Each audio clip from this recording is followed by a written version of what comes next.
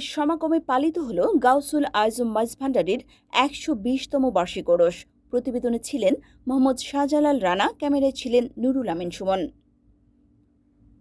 গাউসুল আজম মাঝভান্ডারী হজরত সৈয়দ আহমদুল্লাহ কাদ্দাসাল্লাহু সিরাহুল আজিজের ১২০তম বার্ষিক ওরস মাঝভান্ডার দরবার শরীফে দেশের পাশাপাশি বিদেশ থেকে আগত লাখো আশিক ভক্তদের সমাগমে অনুষ্ঠিত হয়েছে। প্রতি বছর এই আধ্যাত্মিক দিবসটিকে কেন্দ্র করে বিশাল সমাবেশের আয়োজন করা হয়।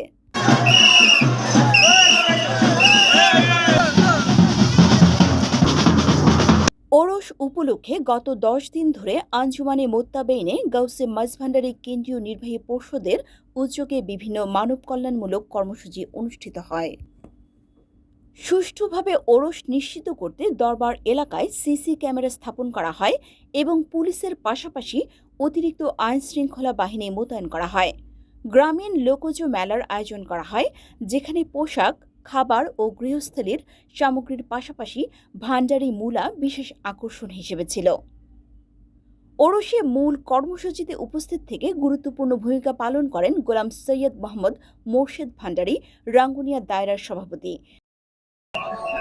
আসসালাতু আসসালামু আলাইকা ইয়া হাবিবাল্লাহ, আসসালাতু আসসালামু আলাইকা ইয়া রাসূলুল্লাহ, আসসালাতু আসসালামু আলাইকা ইয়া পীর মীর শেখ সৈয়দ মহিউদ্দিন আব্দুল কাদের জিলানী, আসসালাতু আসসালামু হাজা গরিবে নামাজ, আসসালাতু আসসালামু আলাইকা হযরত কিবলা বাবা ভান্ডারী হযরতে আমিনুল হক ওয়াসিল ওসিয়ে গৌসুল আজম বিশ্ব আলী শাহ শাহ, আসসালাতু আসসালামু আলা শাহ সুফি সৈয়দ মুনিরুল হক বাবাজান, আসসালাতু আসসালামু ডাক্তার দিদারুল হক মেজভান্ডারী, আসসালাতু আসসালামু আলাইকা হযরত আহমদ হোসেন শাহরিয়ার মেজভান্ডারী, আসসালাতু আসসালামু আলাইকা মাওলা হুজুর মেজভান্ডারী, আসসালাতু আসসালামু আলাইকা সাজ্জাদ হোসেন সোহেল মেজভান্ডারী বাবাজান।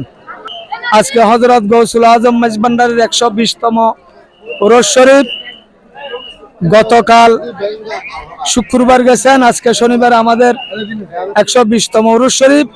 এখানে অনেক লোকে বলে মেজভান্ডারীরা নামাজ পড়ে না, মেজভান্ডারী কিভাবে নামাজ পড়ে, মেজভান্ডারী কিভাবে নামাজ পড়ায়, এই জিনিসটা মেজভান্ডার মোড়ে অনেক মসজিদ আছে।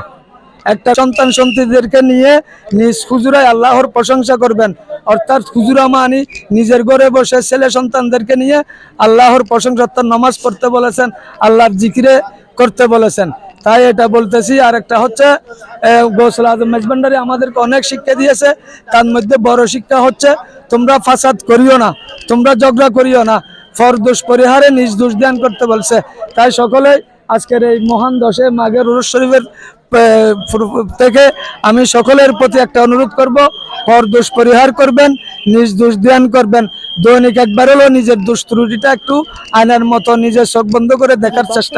বয়ান, ধর্মীয় আলোচনা ও আনুষ্ঠানিক কার্যক্রম তদারকি করেন এবং আশিক ভক্তদের মধ্যে হযরত কাদ্দাসাল্লাহু সিরাহুল আজিজের জীবন আদর্শ ও তাসাউফের দর্শনের মর্মবাণী তুলে ধরেন।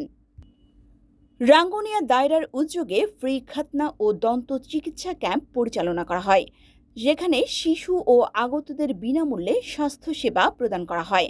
এছাড়া জিকিরে গাউসুল আজম মাঝভান্ডারী মাহফিলও অনুষ্ঠিত হয়। লালন ওসমান, সহকারী সচিব, আঞ্জুমানে মোত্তাবেইনে গাউসে মাঝভান্ডারী কেন্দ্রীয় নির্বাহী পর্ষদ, বাইজিদ সংবাদকে বলেন, মহান ১০ মাঘ ২৪ জানুয়ারি ২০২৬ হুজুর গৌসুল আজম মেজভান্ডারীর পবিত্র ওরস মোবারক ১২০তম। আমরা হুজুর গৌসুল আজম মেজভান্ডারীর একমাত্র নাতি ওসি গৌসুল আজম মাওলানা শাহ সুফি সৈয়দ দেলাওয়ার হোসেন মেজভান্ডারীর স্থলাভিষিক্ত জিম্মাদার আওলাদ আলহাজ শাহ সুফি সৈয়দ মৌলক মেজভান্ডারীর পদজ্ঞ অনুসরণ করে ওনার দুই শাহজাদা আলহাজ শাহ সৈয়দ আহমদ হোসেন শাহরিয়ার মেজভান্ডারী ও আহমদ শাহজাদ হোসেন সোহেল মেজভান্ডারীর নির্দেশক্রমে আঞ্জুমানে মোত্তাবেইনে গাউসে মেজভান্ডারী সহ গাউসে আহমদ মঞ্জিলের মাধ্যমে এই মেজভান্ডার দরবার শরীফে হুজুর গৌসুল আজম মেজভান্ডারীর মহান ১০ মাঘ মহাসমারোহে উদযাপন করছি। ইতিমধ্যে এই ১০ মাঘ অনুষ্ঠানকে কেন্দ্র করে আমরা বেশ কিছু উন্নয়নমূলক সামাজিক ধর্মীয় অনুষ্ঠান করেছি। তার মধ্যে একটা হচ্ছে রাঙ্গুনিয়া দায়রায় ফ্রি খাদ্য অনুষ্ঠান, রক্তদান কর্মসূচি ছিল কর্ণছেদন এবং একবেলা এতিম ও হাফেজদের জন্য একবেলা উন্মুক্ত খাবারের বিতরণ ছিল। ফ্রি চক্ষু চিকিৎসা, স্থানীয় অপারেশন এবং চশমা বিতরণ ছিল। সে আসার মাধ্যমে এখান থেকে ফয়েজ বরকত হাসিলের চেষ্টা করে গৌসুল আজম মেজবানের আদর্শকে ধারণ করে নিজেদের ভিতর ধারণ করে বিশ্ববাসীদের মাঝে ছড়িয়ে দেওয়ার জন্য।